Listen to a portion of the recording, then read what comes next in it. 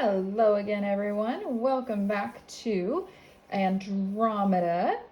My name is Kimberly, and I am the owner of So Sassy Stitcher, and I am working on my own block of the month for Judy Niemeyer's Andromeda, and I am doing the Forget Me Not colorway from the Stitch and Snip, and I'm doing this as my own block of the month. I'm not a certified instructor with QuiltWorks or anything like that.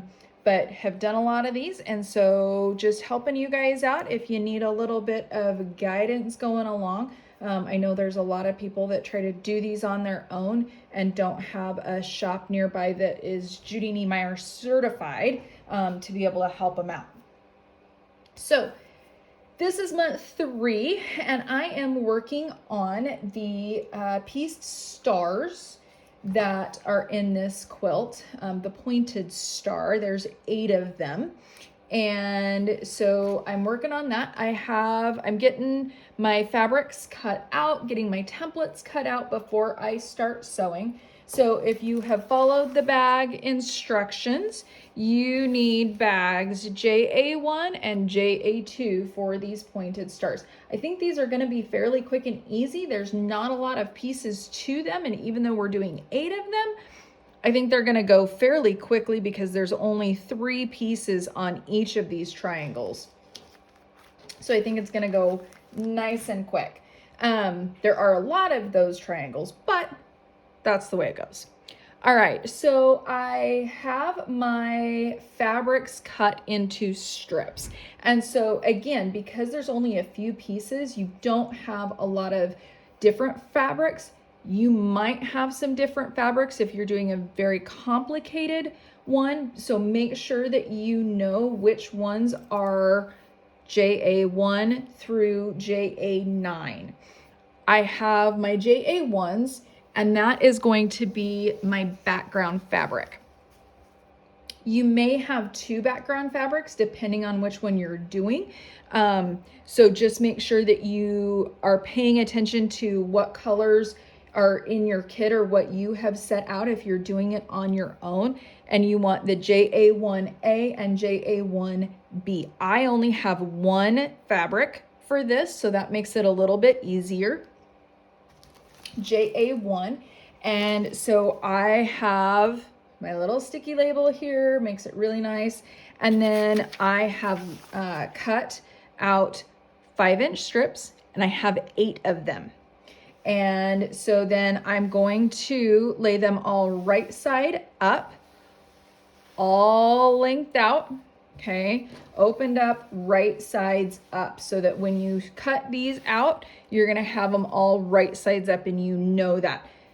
With batiks, it's easier if you make a mistake and you don't have it right side up. You can use that back side on most batiks. If you have cotton fabrics, this is going to be very important to get them right side up so that you get the angles cut correctly. For this, you want to make sure that you have your JA1 template layout sheet number 1 and your JA2 template layout sheet number 2 for this particular piece. So what you're going to do is you're going to lay this out on your JA1s, and if you have this repositional glue stick, it's really great. I have used painter's tape in the past. That is repositional, and it works okay, but it makes bigger lumps, and that can be problematic dealing with. And so this is nice because it lays nice and flat. You don't have to do it over the whole thing. You can just do little bits, which will save you glue. And then I'm just going to lay that down on the top one. Flatten that out. And then it's going to make it a lot easier to cut these apart. Now, with this, you want to make sure that you are cutting on the lines as it shows. Okay, so I'm going to cut here first on this line that is next to the edge so that I leave the fabric for the next template. And you can put the next template on if you want, or you can go ahead and cut that off. I'm gonna cut it off just because it's then a little bit easier to make sure that my second half of my fabric is laid out well, okay? So then just make sure that you're cutting on the lines. I do recommend cutting all 8 at once if you are able to, so that you don't have to reposition that paper and make sure that they're lined up appropriately. You want to make sure that you then keep these in order, keep them together. You can use a little paper clip, or you can use the little quick clips like these guys to be able to keep those together. So you just want to use a ruler and cut along each of those, okay? So that's gonna be my first one.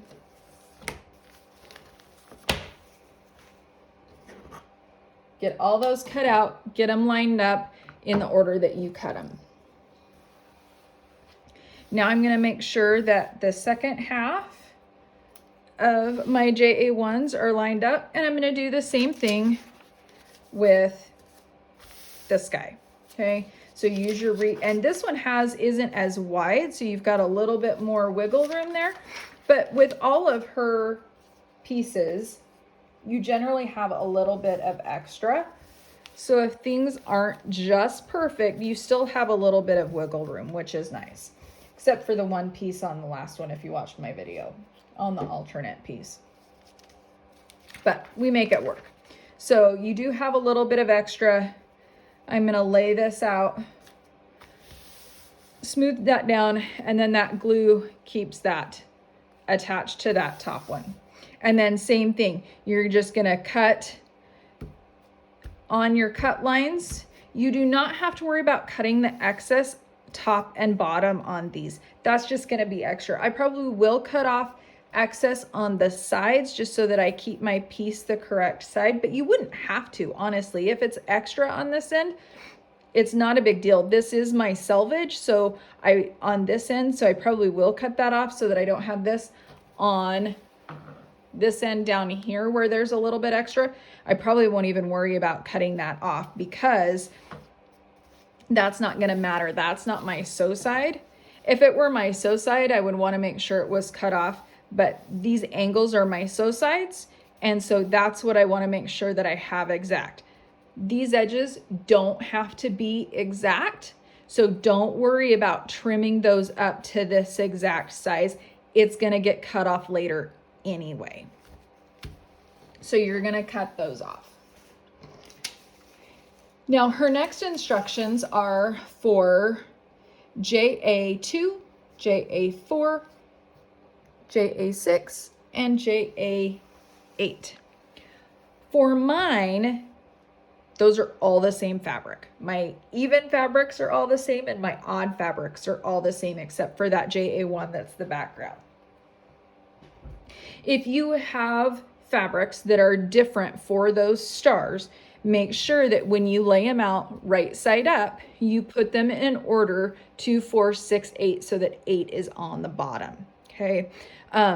Mine is pretty easy because it is just all the same. I did label them and put it all on the top, but they're all the same. So that makes it easy. And then for your odds, you want the JA2 template layout sheet number 3 for these. I have 2 of them. It says to put it on there, cut it, reposition, cut again. But because I have 2, I don't need to reposition this, okay? So again, it's gonna be that same thing. You're gonna use your repositional glue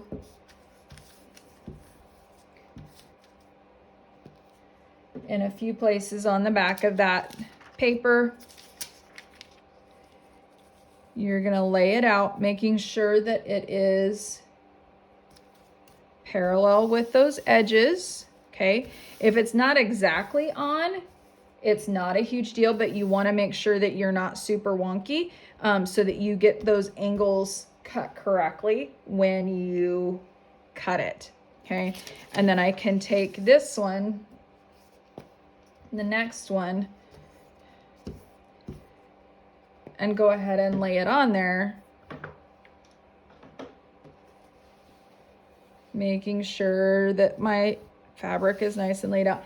And when you cut these strips, don't worry if they're exact. If you are having to square things up or things like that, just throw it on there. It's not a big deal because you always have